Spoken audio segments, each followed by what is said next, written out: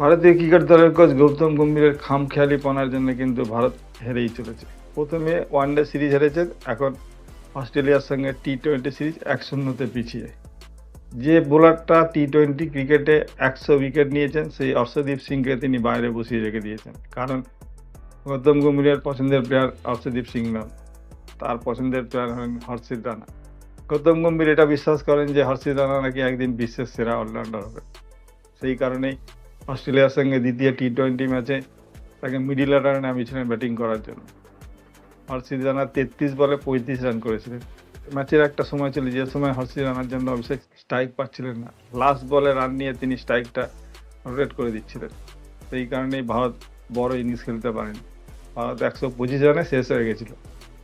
ভারত ম্যাচটা হেরে যায় 4 উইকেটে। গৌতম গম্ভীরের প্রিয় বিশ্বসেরা অলরাউন্ডার 2 ওভার বল করে 27 রান দিয়েছিলেন। এটাই হচ্ছে গৌতম গম্ভীরের বিশ্বসেরা অলরাউন্ডারের নমুনা। আরেকজন প্লেয়ার হলেন শুভমান গিল। এশিয়া কাপে খারাপ পারফরমেন্স সত্ত্বেও শুভমান গিলকে গৌতম গম্ভীর দলের ভাইস ক্যাপ্টেন করিয়ে দিয়েছেন অক্ষর প্যাটেলকে সরিয়ে।